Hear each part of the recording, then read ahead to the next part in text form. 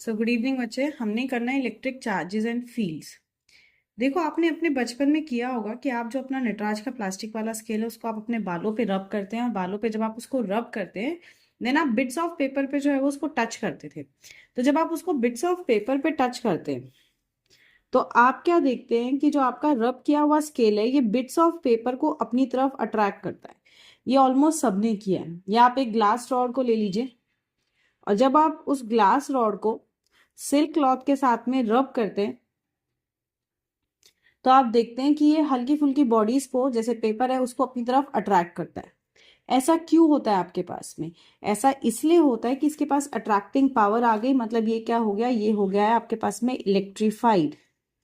ये क्या हो गया है? ये हो गया आपके पास में इलेक्ट्रीफाइड आपके पास, या फिर हम कह सकते हैं चार्ज हो गया है। इस कारण से ये चीज होती है।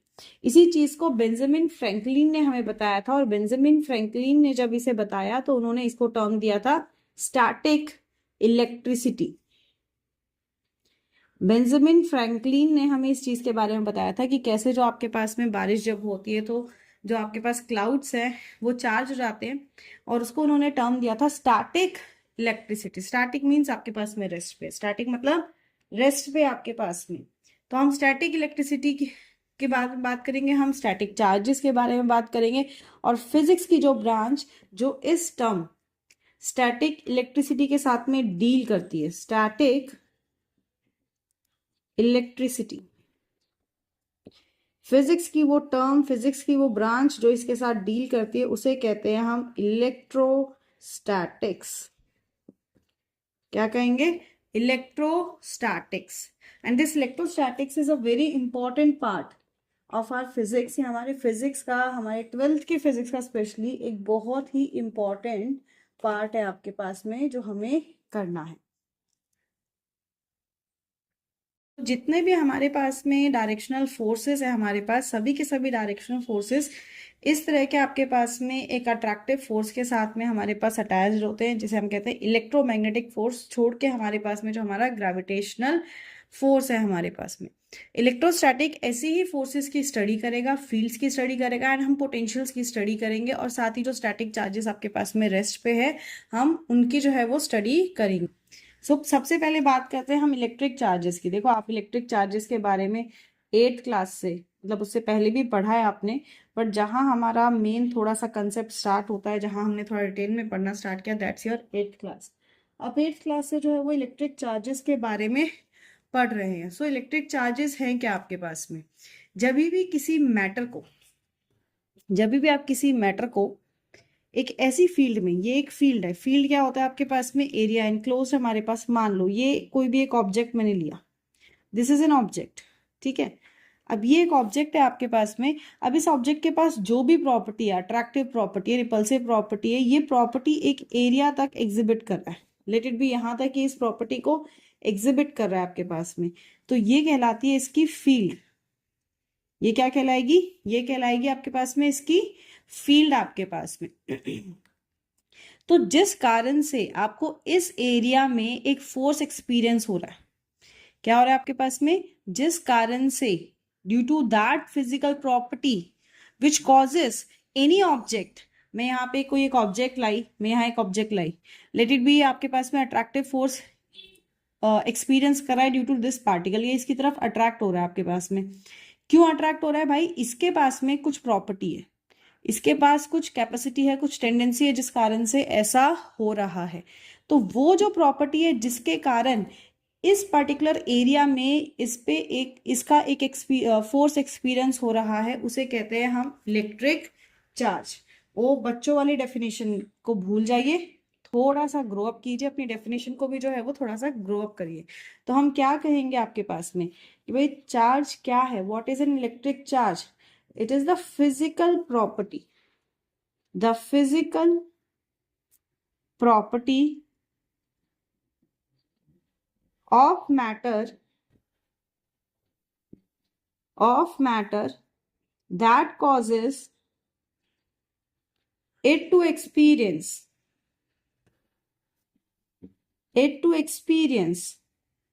a force when placed in an electromagnetic field. In an electromagnetic field is called electric charge.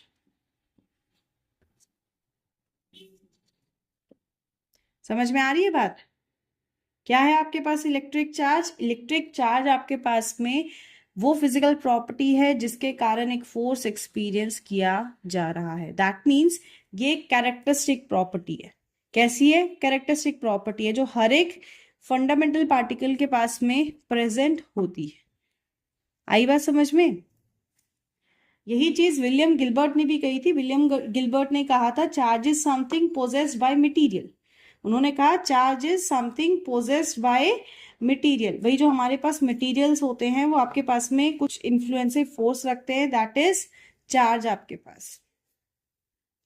और साथ ही गिलबर्ट साहब कहते हैं कि ये एक्सर्ट भी करेगा इलेक्ट्रोस्टैटिक फोर्स हमारे पास में. राइट. तो सबसे पहले हो गई कि चार्ज हमारे पास में क्या होती है. ये फिजिकल प्रॉपर्टी है. ये याद रखिए. आपको अगर सवाल आता है कि ये किस तरह की प्रॉपर्टी है तो चार्ज आपके पास में एक फिजिकल प्रॉपर्टी है आपके पास. सेकेंडली चार्ज जो है वो आपके पास में स्केलर क्वांटिटी है. चार्ज क्या है आपके पास? स्केलर क्वांटिटी है. भाई चार्ज स्केलर क्वांटिटी है. चार्ज के कारण जो फोर्स एक्सपीरियंस हो रहा है वो स्केलर नहीं होगा. बट चार्ज क्या होगी आपके पास में? चार्ज आपकी जो है वो एक स्केलर क्वांटिटी. समझ में आई बात? याद रखिएगा इस चीज को. चार्ज आपके पास में क्या है? स्केलर क्वांटिटी है. अच्छा, हमारे पास कितने तरह के चार्ज होते हैं? Yes, we have 2 types of charges. कितने टाइप्स के चार्ज है हमारे पास में? 2 टाइप्स ऑफ चार्जेस. हमारे पास 2 टाइप्स ऑफ चार्जेस हैं. पहला क्या है? Positive charge.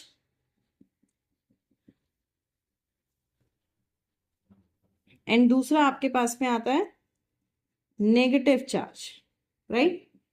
So charge are of 2 types. Charge हमारे पास कितने टाइप्स के हैं? चार्ज हमारे पास में 2 टाइप्स के हैं. एक है आपके पास में पॉजिटिव चार्ज और एक है आपके पास में नेगेटिव चार्ज हमारे पास. देखो ये इतना थोड़ा बहुत बेसिक कंसेप्ट है जो आपने पढ़ा हुआ है. इस पर ज्यादा टाइम नहीं लगाएंगे. इसको हम थोड़ी सी फुर्ती के साथ में करेंगे. सो पॉजिटिव चार्ज क्या होता है? हमारे पास जो भी ऑब्जेक्ट्स होते हैं, एनी ऑब्जेक्ट, लाइक मैं पेपर पे लिख रही हूँ, क्या फिलहाल इस पेपर पे कोई चार्ज है? नहीं, इस पे फिलहाल कोई चार्ज नहीं है. बट इस पे अगर मैंने कुछ रब किया, कुछ मैंने इसको किसी चीज के साथ फ्रिक्शन दिया या इंड्यूस किया तो मेरे पास इसमें कोई चार्ज आ जाएगा. Right. So overall we have neutral bodies आपके पास में. पर ये बॉडी पॉजिटिवली चार्ज या ये बॉडी नेगेटिवली चार्ज कब हो जाती है आपके पास? मैंने कहा ओवरऑल बॉडी आपके पास में न्यूट्रल है. मतलब मैटर का जो हमारे पास सबसे छोटा पार्टिकल है हमारे पास, जिसे हम कहते हैं एटम, जो हमने 9th क्लास में भी पढ़ा था, that is our subatomic particle. आपके पास इसमें एग्जिस्ट करते हैं. Those are electrons, protons and neutrons. Neutrons को यहाँ से भगा दो, इनका फिलहाल कोई काम नहीं क्योंकि हम सिर्फ चार्ज की बात करें. इलेक्ट्रॉन्स क्या होते हैं? जो इस ऑब्जेक्ट को नेगेटिव चार्ज देते हैं. प्रोटॉन्स क्या होते हैं आपके पास में? जो इसको पॉजिटिव चार्ज देते हैं हमारे पास में. और एटम हमारे पास ओवरऑल क्या होता है? न्यूट्रल होता है. न्यूट्रल मतलब नो चार्ज. भाई नो चार्ज कब होगा? जब आपके पास में जितना पॉजिटिव चार्ज है उतना ही आपके पास में इसमें नेगेटिव चार्ज होगा. राइट. जितना पॉजिटिव चार्ज है उतना ही आपके पास इसमें क्या होगा? नेगेटिव चार्ज होगा. राइट. अब सवाल उठता है तो पॉजिटिव चार्ज और नेगेटिव चार्ज कैसे एक्वायर किया है अन ऑब्जेक्ट ने? तो ऑब्जेक्ट पॉजिटिव चार्ज कैसे एक्वायर करता है? सबसे पहले हम बात करते हैं पॉजिटिव चार्ज की. कोई भी ऑब्जेक्ट आपके पास में पॉजिटिव चार्ज कैसे एक्वायर करता है? We have an object, it has seated 5 electrons and 5 protons.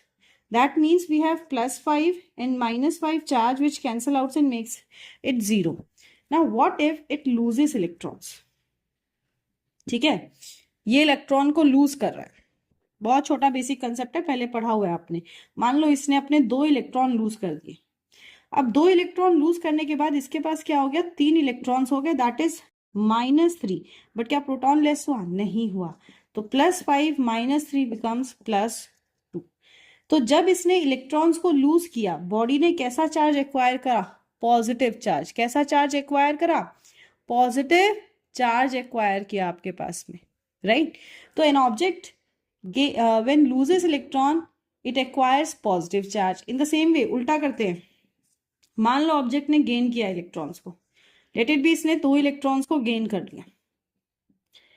अब गेन करने से क्या होगा, पहले कितने थे इसके पास में भाई, पहले इसके पास थे 5 इलेक्ट्रॉन, गेन करने के बाद कितने हो गए 7, पर प्रोटॉन कितने रहे 5 ही रहे आपके पास में, right.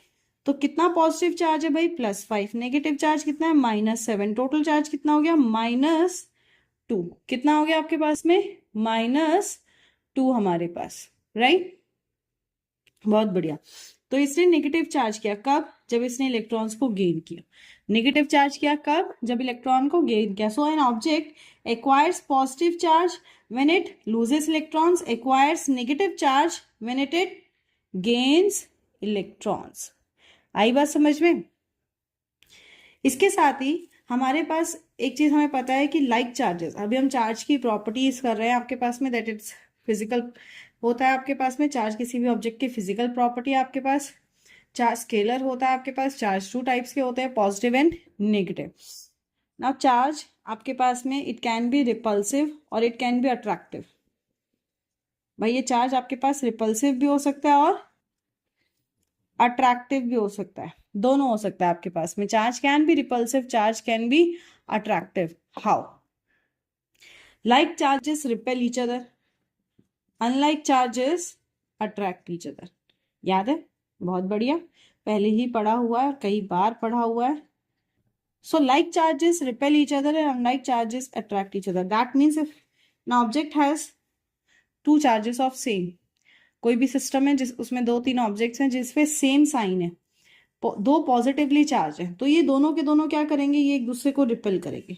Either it's 2 negatively charge, तब भी यही होने वाला है, या तो दोनों पॉजिटिव हो या दोनों नेगेटिव हो, मतलब सेम साइन एक्वायर करे हुए हो, तो वो एक दूसरे को रिपेल करेंगे।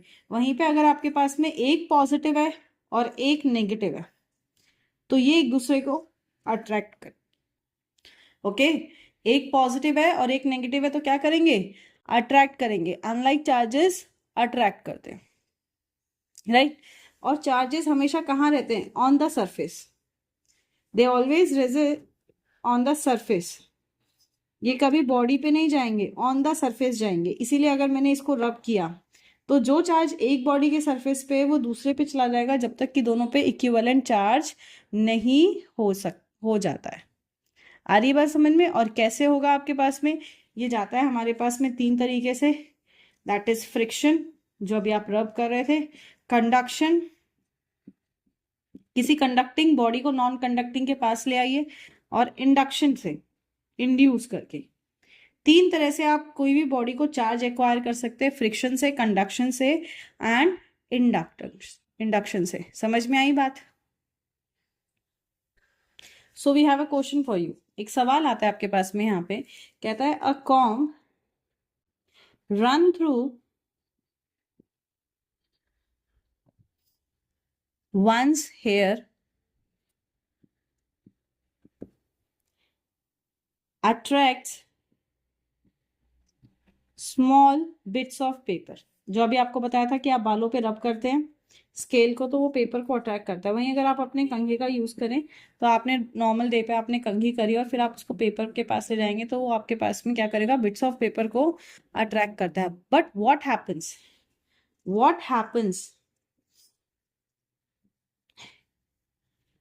if it's a wet hair? मान लो बारिश का दिन है, आपके बाल भीगे हुए हैं, या बारिश नहीं है तो भी आप गीले बालों में कंघा कर रहे हैं, तो क्या होगा बताइए, सोचे थोड़ा।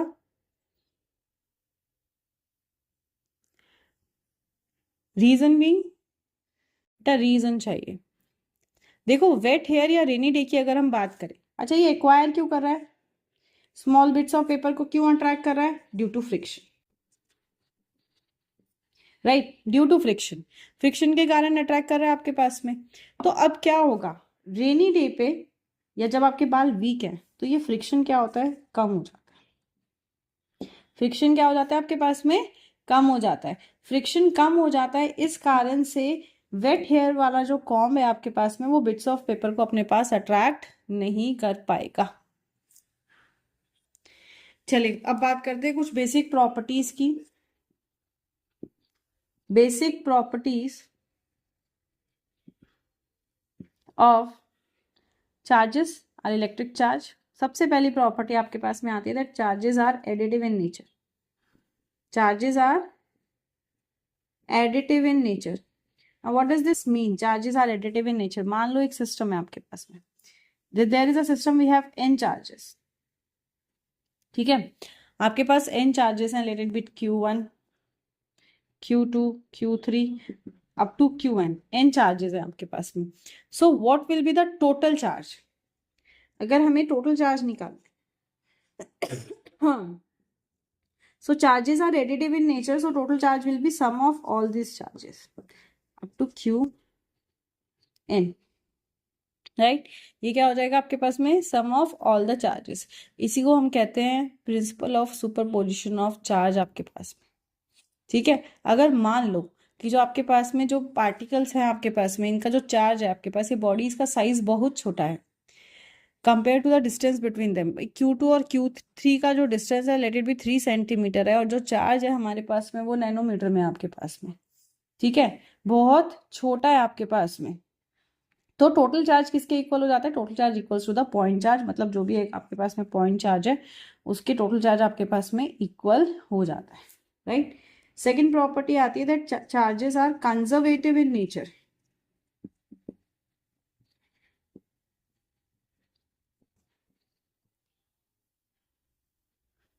सो कंजर्वेटिव का मतलब क्या है? वही मतलब जो पहले होता था आपके पास में, that charges are conservative in nature, that means that आप जब एक ऑब्जेक्ट से दूसरे ऑब्जेक्ट में चार्ज को कंपेयर करें आपके पास में, तो जब यहाँ से यहाँ चार्ज जो है वो आपके पास में जा रहा है, ट्रांसफर हो रहा है हमारे पास में, it can neither be destroyed, या उस ऑब्जेक्ट के पास, इसी के पास में भी देखें तो चार्ज डिस्ट्रॉय नहीं हो सकता, neither can be destroyed and not produced,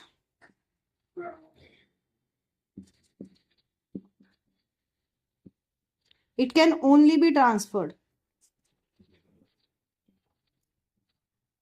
मतलब क्या है, अगर मुझे चाहिए, मेरे पास एक ऑब्जेक्ट है जिसपे 10 यूनिट चार्ज है, मैं कह रही हूँ भाई 10 यूनिट तो बहुत ज्यादा है, आई नीड अ 5 यूनिट। तो ऐसा नहीं है कि मैं कुछ करूं, जैसे आपने ब्रेड है, वो बंदर और बिल्ली वाली खानी है, अच्छा इसकी ब्रेड बड़ी है उसने 2 बाइट खा ली, अच्छा अब इसकी बड़ी होगी उसने दूसरे की 2 बाइट खा ली। तो ऐसा नहीं है कि अगर इस ऑब्जेक्ट में मेरे पास 10 यूनिट चार्ज है and I want to reduce it और either I want to increase it, so it's not possible कि या तो आप इसको कट करो जिससे चार्ज कम हो जाए क्योंकि वो यूनिफॉर्मली है आपके पास में, या आप इसको जोड़ दो किसी से चार्ज बढ़ जाए। चार्ज सिर्फ ट्रांसफर हो सकता है। मैं क्या करूंगी, इस पे 10 यूनिट चार्ज है, इस पे अगर मान लो आपके पास में 1 यूनिट चार्ज है, तो मैं इस ऑब्जेक्ट को इस ऑब्जेक्ट के कांटेक्ट में लेके आऊंगी, तो इसमें चार्ज फ्लो कब तक, तब तक होगा जब तक कि दोनों के बीच में आपके पास में चार्ज बराबर ना हो जाए, and this is known as conservative property of electric charge. The charges can neither be destroyed nor created, they can only be transferred from one object to another object. और ट्रांसफर भी कब तक होगा, जब तक कि दोनों पे जो चार्ज एक्वायर है वो चार्ज आपके पास में सेम नहीं हो जाता है, तब तक आपके पास में चार्ज जो है वो ट्रांसफर होगा। नेक्स्ट आता है quantization of charges. Quantization of electric charges. Charges quantized in nature, मतलब क्वांटाइज का मतलब क्या है? क्वांटाइज का मतलब है that they can be expressed at integral multiple of a unit charge. Integral multiple of a unit charge करी तो आपने 10th में भी थी, पर इसको क्वांटाइज के नाम से नहीं किया था आपने, बट आपको जब मैं मैथमेटिकली लिख के बताऊंगी आप कहेंगे हाँ हमने तो करा हुआ है। So this is quantization of electric charge आपके पास में। दैट मीन्स कि जो बॉडी है उस पर जो टोटल चार्ज है वो इंटीग्रल मल्टीपल होता है यूनिट चार्ज के। यूनिट चार्ज मतलब हम बात कर रहे हैं एक इलेक्ट्रॉन की, किसकी बात कर रहे हैं? एक इलेक्ट्रॉन्स की। मतलब क्या लिख सकते हैं, Q total charge is equals to plus minus N E आपके पास में, जहाँ पे एन आपके पास में कोई भी पॉजिटिव इंटीजर है और ये आपके पास में इलेक्ट्रॉन है आपके पास में, राइट। और ई इलेक्ट्रॉन का चार्ज कितना है, it is 1.6 into 10⁻⁹ coulomb. Coulomb is SI unit of electric charge, right.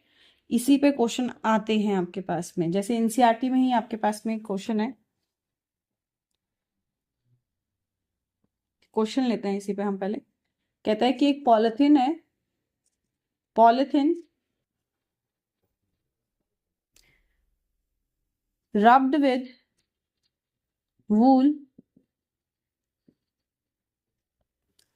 is found to have a negative charge.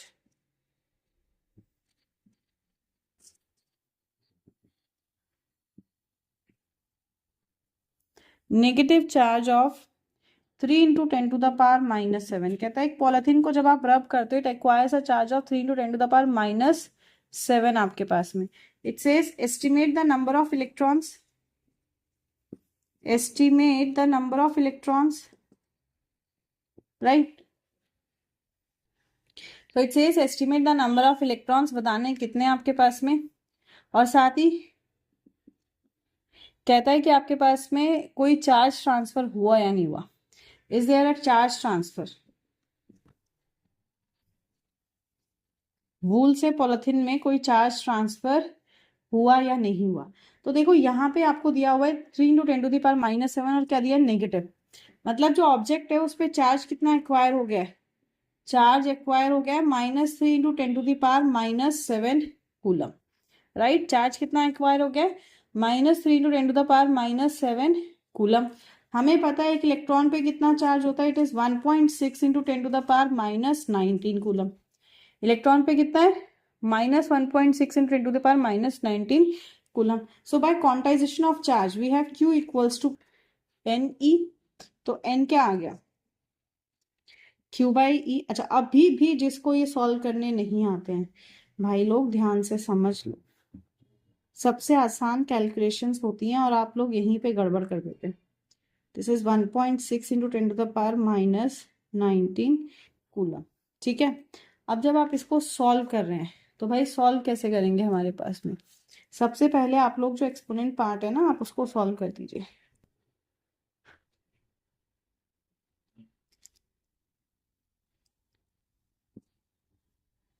आपने किया ये है आपके पास में -3, पॉइंट हटा दीजिए तो ऊपर एक 10 आ गया, into 10 to the power minus 7 है, अपॉन में है 16 into 10 to the power minus 19। तो यह आ गया आपके पास -3/16 इंटू, ये हो गया 10 -7 + 1 मतलब -6, ठीक है। बेस सेम है तो पावर से ऐड हो जाते हैं -6, और नीचे से ऊपर जाएगा तो आपके पास में क्या होता है, डिवाइड में होता है क्या होता है माइनस, तो -6 माइनस माइनस प्लस 19, तो याद आएगा 10 टू द पावर 19 में से आप 6 को माइनस कीजिए, कितना आएगा 13, वेरी गुड, ठीक है।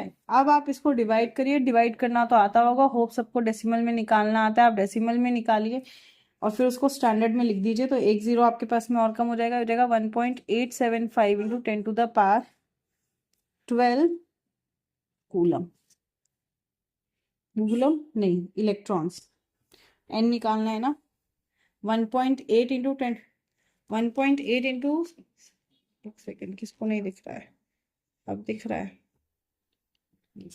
1.875 into 10 to the power 12 electrons, ठीक है। अब कहता है क्या चार्ज ट्रांसफर हुआ है, यस चार्ज ट्रांसफर हुआ है हमारे पास में। अब चार्ज ट्रांसफर के साथ मान लो ये कहता है क्या मास ट्रांसफर हुआ है आपके पास में, तो अगर चार्ज ट्रांसफर हुआ है तो यस मास भी ट्रांसफर हुआ है, क्योंकि अगर इतने इलेक्ट्रॉन्स ट्रांसफर हुए हैं तो ये भी तो अपना मास लेके आए हैं साथ में। आई बात समझ में, चार्ज और मास बहुत इंटरेस्टिंग है, एक बार इनके बीच में और देखते हैं। देखो चार्ज और मास दोनों ट्रांसफर हो रहे हैं, पर चार्ज और मास दोनों सेम चीज नहीं है, ये चीज ध्यान रखिए। चार्ज और मास दोनों ट्रांसफर होंगे जब एक ऑब्जेक्ट से दूसरे ऑब्जेक्ट में जा रहे हैं, पर दोनों सेम चीज नहीं है। कैसे, देखो चार्ज आपने अभी पढ़ा, चार्ज पॉजिटिव भी हो सकता है और नेगेटिव भी हो सकता है, पर मास हमेशा क्या होगा पॉजिटिव, मास हमेशा क्या होगा आपके पास में पॉजिटिव होगा आपके पास में, ठीक है। चार्ज जो है वो आपके पास में वेलोसिटी पर डिपेंड नहीं करेगा, does not depends on velocity, does not depends on velocity of an object,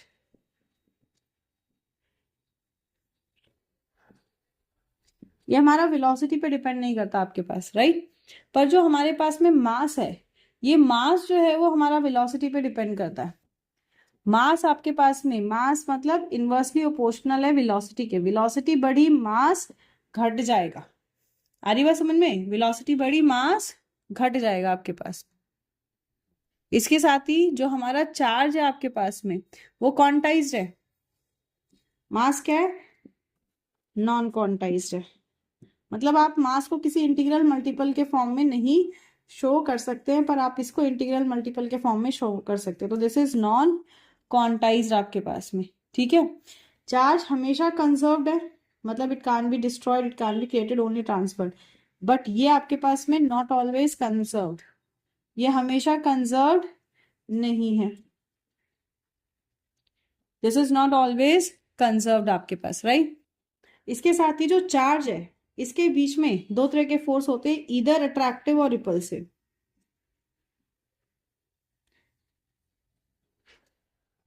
पर इसमें नो फोर्स, इसके पार्टिकल में नो फोर्स, ऐसा कोई फोर्स एग्जिस्ट नहीं करता।